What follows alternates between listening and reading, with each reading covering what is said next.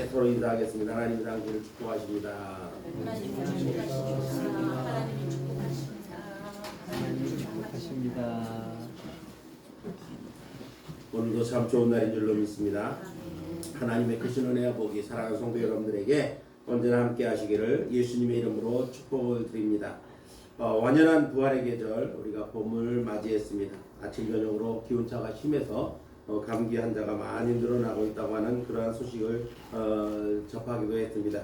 특별히 오늘은 종려주일입니다. 이번 종려주일이 지나면 한 주간 동안 예수님의 고난을 깊이 묵상하는 이 고난주간을 맞이하게 될 텐데, 이 고난주간이 지나고 나면 또 부활의 영광을 맞이하는 그런 아침을 맞이하게 될 줄로 믿습니다.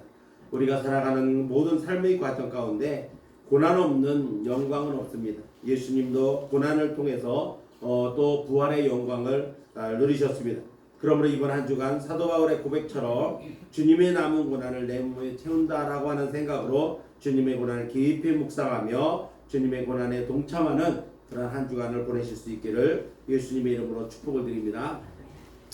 한 나무꾼이 산에 나무를 하러 갔습니다. 칡덩굴을 치우고 나무를 하려고 하다가 그만 그늘에서 나무 그늘에서 자고 있는 호랑이 꼬리를 잡고 흔들고 말았습니다.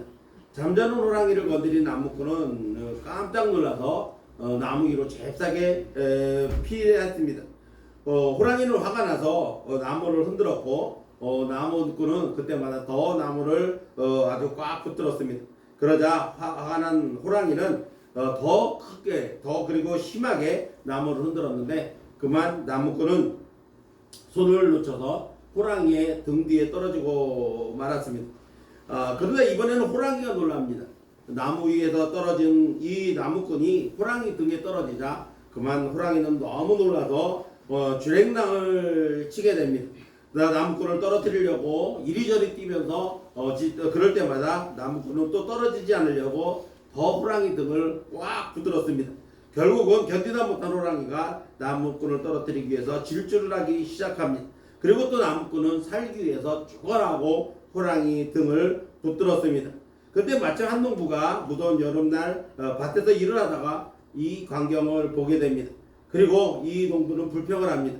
누구는 평생 땀 흘려 밤낮으로 일을 해도 이 모양이 꼴로 사는데 어떤 놈은 팔자가 좋아서 빈둥빈둥 놀면서도 호랑이 등이나 타고 다니다니 참 내 신세가 가련하다, 기분 나빠서 못 살겠다라고 하면서 자기의 신세에 한탄을 합니다.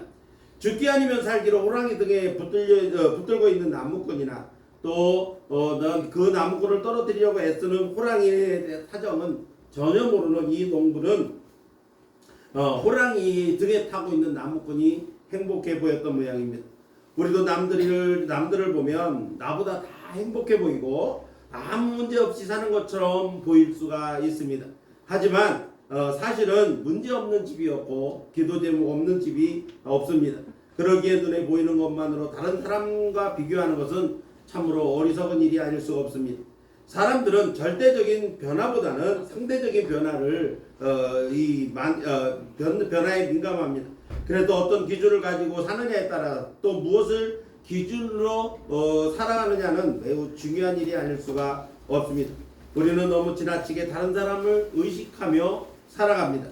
또 다른 사람이 잘 되는 것에 배아파하면서 자기도 그런 것을 얻으려고 애를 쓰고 삽니다.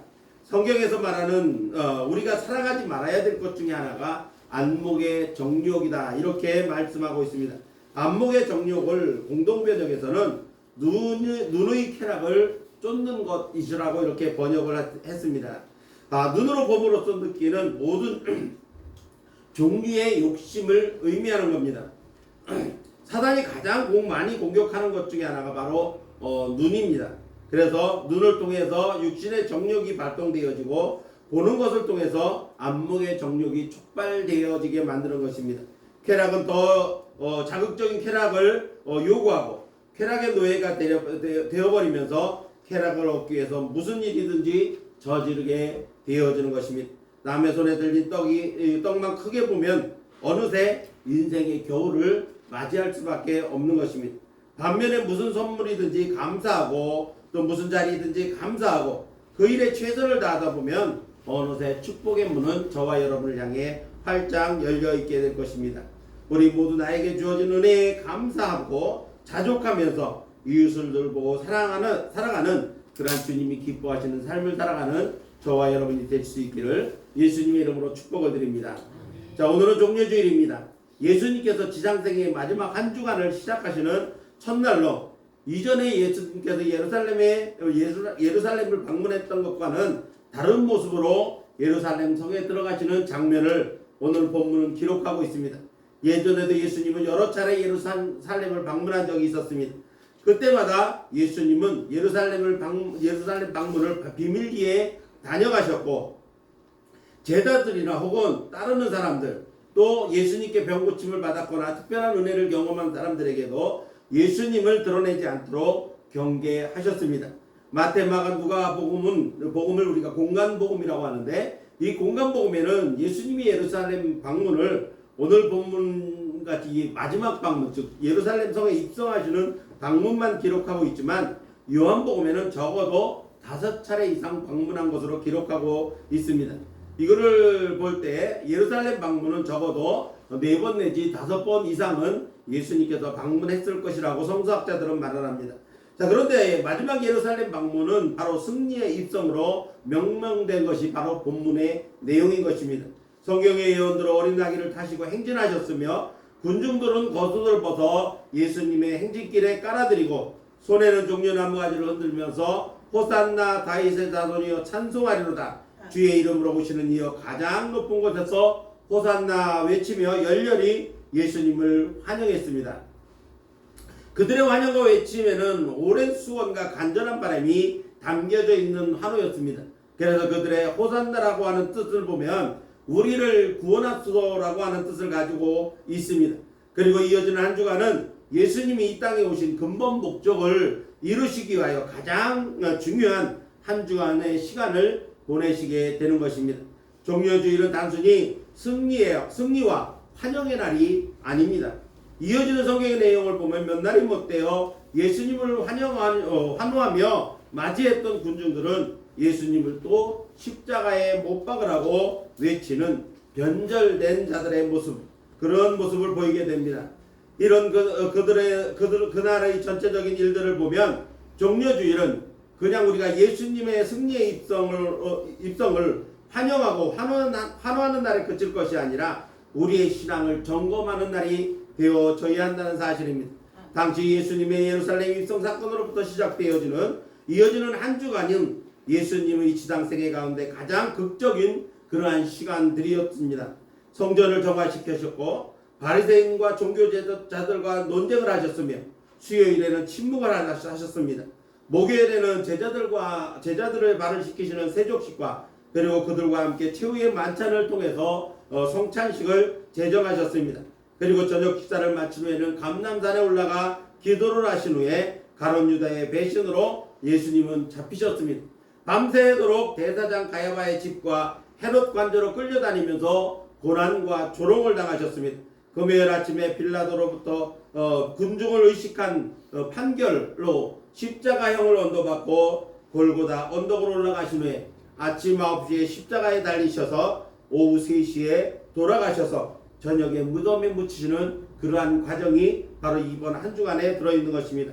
자, 그러면 종려주일을 맞이한 우리가 생각해야 될 것은 무엇일까요? 오늘 종려주일을 맞이하면서 종려주일의 의미를 생각해보고 또 우리의 신앙을 점검하는 시간을 가졌으면 참 좋겠습니다. 오늘 말씀을 통해 예수님 당시 환호하며 맞이했던 군중들과 종려주일을 맞이하는 저와 여러분이 어떤 모습으로 어떤 또 마음으로 예수님을 맞이하고 있는지 비교해보고 우리 모두 종려주일의 의미를 바로 알고 예수님을 맞이할 수 있는 저와 여러분이 되었으면 참 좋겠습니다. 자, 그러면 종려주일을 맞이하여 우리가 생각해 봐야 될 게 무엇입니까? 첫 번째로 예수님은 겸손의 왕으로 오셨다는 것입니다. 겸손의 왕으로 오신 예수님이라는 것입니다. 예수님 당시의 세계 정세는 로마가 지배하고 있었습니다. 당시에는 세계는 로마로 통한다는 말이 있을 정도로 로마의 절대적인 힘이 유럽과 중동 전체를 지배하고 있던 때였습니다. 로마는 막강한 군사력으로 세상을 정복해가고 있었고 전쟁에서 승리하고 돌아오는 군대를 환영하는 대대적인 행사들을 열었던 때가 바로 그 시대였습니다. 거리에는 카펫이 깔려있고 자유에는 백성들이 구름대같이 몰려나와 꽃가루를 날리며 승전하고 돌아오는 병사들을 환영했습니다. 그 한가운데에 갈기를 휘날리며 화려하게 장식된 장군의 행렬, 또 기병들, 그리고 병사들이 그 뒤를 이어서 행진을 합니다. 그리고 황제는 황궁의 연단에 의해서 개선 장군을 맞이합니다. 예수님 당시의 승전 부대의 개선은 이렇게 화려하고 웅장한 모습이었습니다. 그런데 예수님께서 예루살렘 입성하시는 모습은 어땠을까요? 예수님의 입성을 승리의 입성이라고 하기에는 너무나도 부족한 부분들이 많습니다. 갈기를 날리며 화려하게 장식된 말이 아닌 어린 나귀, 다른 사람이 한 번도 타보지 아니한 나귀 새끼를 타셨습니다.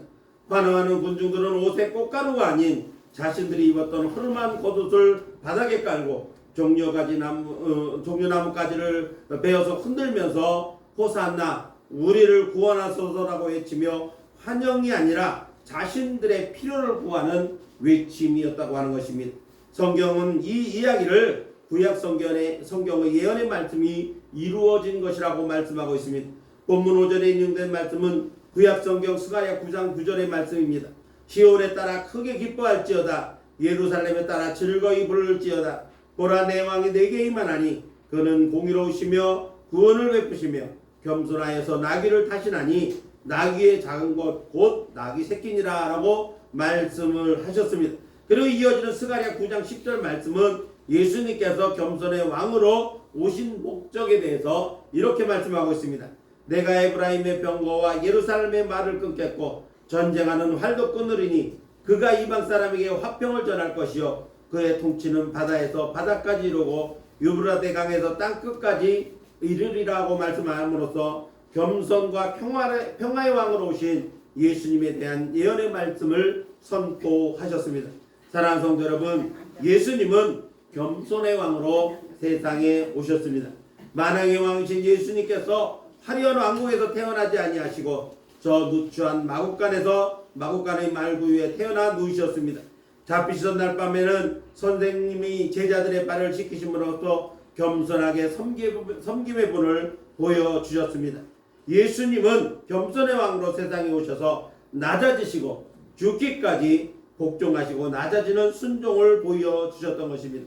사랑하는 성도 여러분, 오늘 중요주의를 맞이해서 왕이신 예수님께서 어린 나귀를 타고 입상하시는 장면 가운데 우리는 예수님의 겸손을 배우고 그리스도인의 최고의 미덕인 겸손을 잘 실천함으로써 겸손한 자에게 은혜를 주시는 하나님의 은혜를 힘입고 살아가는 성도 여러분들이 되실 수 있기를 예수님의 이름으로 축복을 드립니다.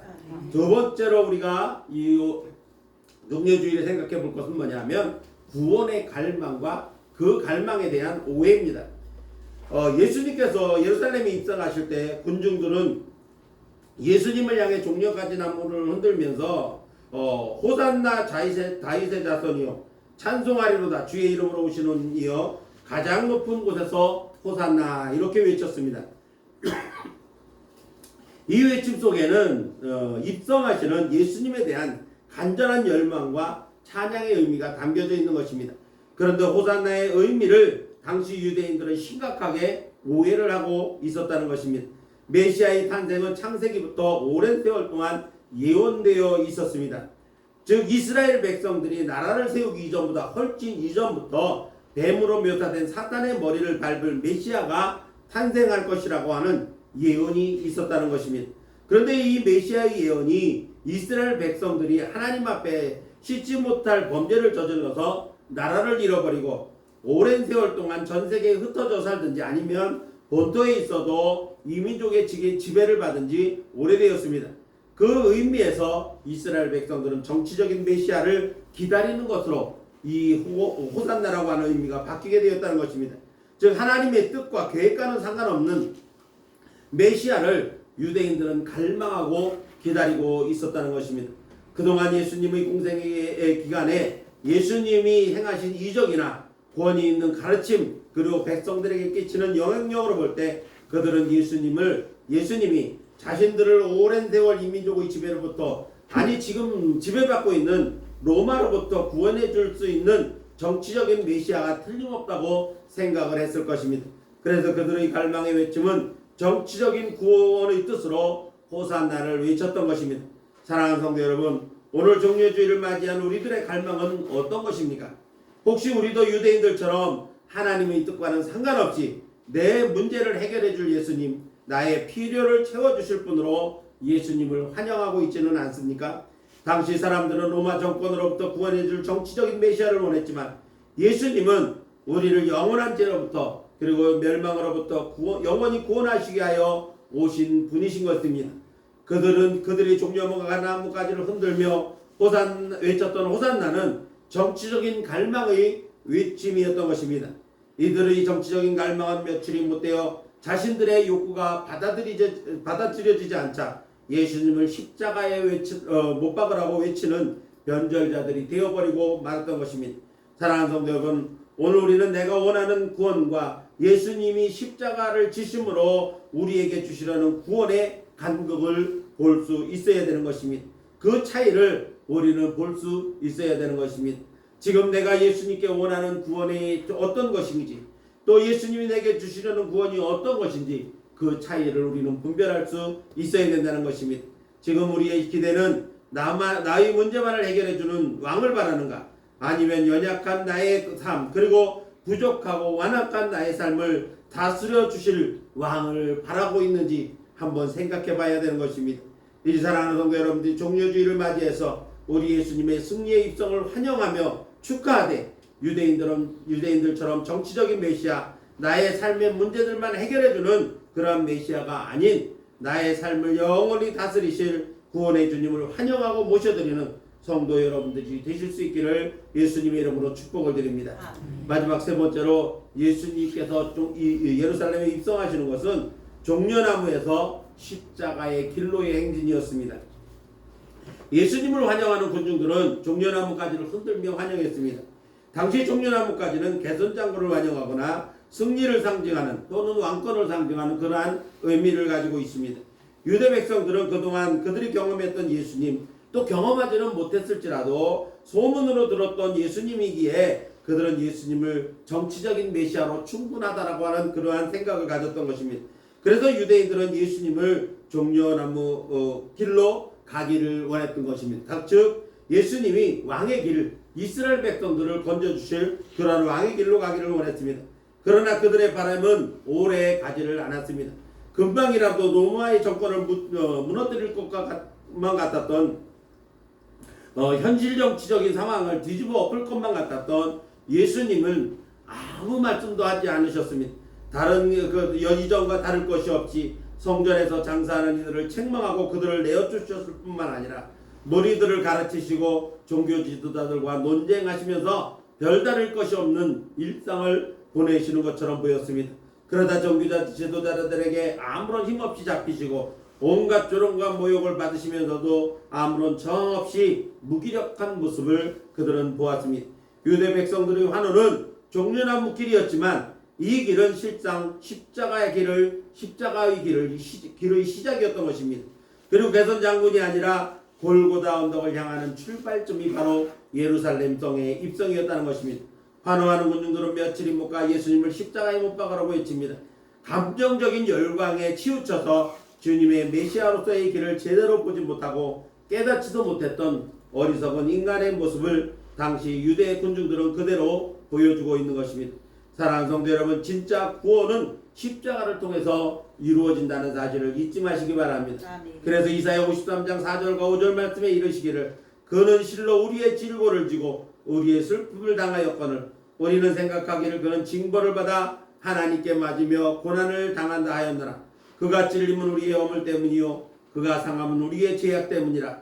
그가 징계를 받음으로 우리는 평안을 누리고 그가 채찍에 맞음으로 우리가 나음을 받았다라고 예수님이 가신 길이 십자가의 길임을 예언해서 말씀하고 있는 것입니다.